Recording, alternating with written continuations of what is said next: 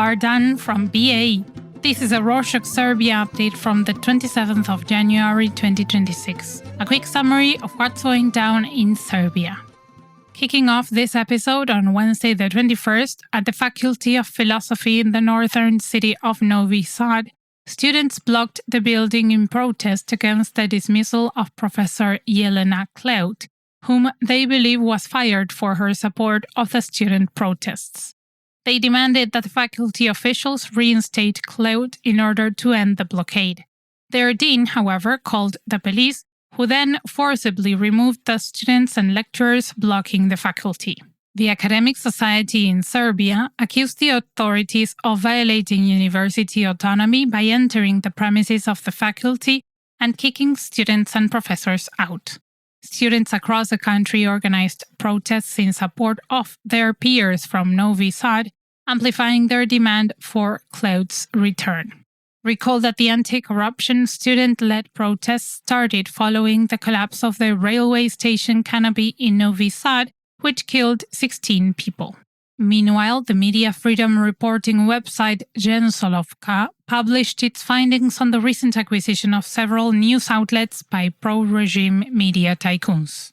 Best Media Team from Belgrade, whose owner is close to government officials, acquired TV5, Love Plus from the western town of Užice and Drina Info Portal from the western town of Bajina Bašta on the 14th of January. Aside from buying existing media outlets, the company has also been rapidly launching news portals on social media. Chenzolovka pointed out that the buyouts and launches of news portals happened in areas where local elections are set to take place this year. They believe that the ruling party will use these outlets to control the narrative, contributing to media darkness. Now, an update to a story from our previous show, in which we reported on a coordinated shutdown of several anti-corruption and student groups' social media accounts. Even though all the accounts were recovered, the Association of Independent Electronic Media, or ANEN, has demanded that prosecutors investigate the shutdown, accusing the government of being behind the attempted censorship. On Tuesday the 20th, ANEN reported that some of these accounts received emails from anonymous senders claiming to be behind the shutdowns, noting that the emails expressed favoritism toward President Vučić. On a related note, the ruling regime tried to silence us on YouTube because telling the truth is not on its agenda. An army of trolls made complaints to shut down our channel, but we managed to get it back up. Still on censorship and violent breaches of freedom, Predrag Petrović, the director of research at the Belgrade Center for Security Policy, published an article in Serbian about the hostility of the ruling Serbian Progressive Party, or SNS. Petrović highlighted that the SNS anti-system extremist movement, with a de facto one-person rule, has replaced democracy in Serbia.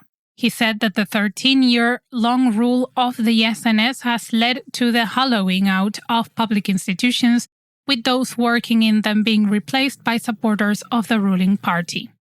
Petrović said that the SNS and Vučić use tactics such as conspiracy theories about fabricated enemies targeting the country and hate speech in the media they control to fuel hate and hostility against those who dare to oppose them. Read the full article with the link in the show notes.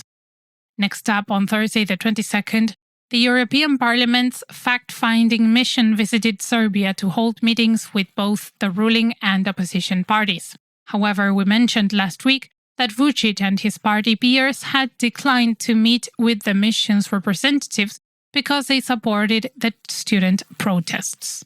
Representatives listened to the opposition party's grievances about Serbia's stalled progress toward EU accession and the autocratic state of Serbian politics.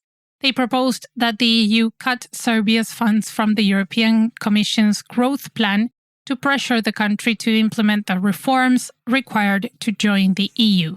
On the other hand, ruling party members criticized the European Parliament, accusing it of coming to Serbia just to oppose them and their rule. Speaking of the EU, its special representative for the Kosovo-Serbia dialogue announced on Friday the 23rd that Serbia and Kosovo's negotiators have agreed to form a joint commission for finding missing persons from the 1998 to 1999 war. This decision comes nearly 2 years after Vučić and Kosovo's Prime Minister Kurti agreed to a declaration on missing persons. The EU representative said that this move raises hope that more people missing from the Kosovo War, whose burial sites are unknown, would be found. The Joint Commission for Finding the Missing Persons would overlook the investigation and searches. The 1998 to 1999 war between Kosovo and Serbia resulted in many deaths, with most of the victims being Kosovo Albanians buried in unmarked graves. In some news about energy, the US has extended the operating license of the state-owned energy company NIS until the 20th of February. The move came after Hungary's oil company MOL agreed to buy the Russian-held majority stake in NIS. The sale is likely to go through around the end of March. Recall that the US sanctioned NIS due to its majorly Russian ownership, conditioning Serbia to remove Russia from the company's stakes in order to reverse sanctions. As for the economy, the credit rating agency Fitch published a report on Serbia and assigned the country a BB+ credit rating, which is the same as in its last report. The rating of BB+ is one level below investment grade, meaning that the country is a higher risk for investors than investment-grade countries. However, Fitch praised Serbia for responsible fiscal management, high foreign exchange reserves, and higher GDP per capita compared to nations with the same credit rating. Still on the economic front, the State Statistical Office published salary data for the month of November 2025 on Monday the 26th. They reported that the average monthly salary amounted to around 110,000 dinars, which is around $1,100, an 11% increase compared to the same period in 2024. The median net monthly salary came out at around 87,000 dinars, around $880. Speaking of money, the Ministry of Finance announced on Wednesday the 21st that the government had signed an agreement with the US-based Archer Aviation to acquire air taxi services ahead of the Expo 2027 exhibition. Under the agreement, Serbia will be able to purchase up to 25 aircraft, while Archer will act as the official air taxi partner for Expo 2027.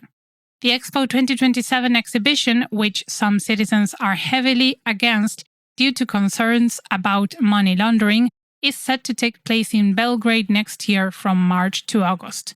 The exhibition will include 120 participating countries, and Serbia has already invested nearly 2 trillion dinars in it, which is around $20 billion. Since we mentioned EU investments earlier, the European Investment Bank, or the EIB, announced that it will lend around 18 billion dinars, $176 million, to reconstruct 540 kilometers, or around 340 miles, of local and national roads. In a press release from Thursday the 22nd, the EIB said that the loan aims to improve road safety, reduce environmental impact, and travel time. Closing this episode with some cultural news, on the 7th and 8th of February, the Serbian National Theatre will host the Bolshoi Drama Theatre from St. Petersburg, which will perform a play called The Subjects. The play combines historical chronicle, psychological melodrama, and tragicomedy as it follows the daily lives of a noble family in St. Petersburg. The play is aimed at audiences over the age of 16. Tickets are on sale at the Serbian National Theatre box office and online. For more information about the play, check out the link in the show notes. And that's it for this week. Thank you for joining us. Vidimo se!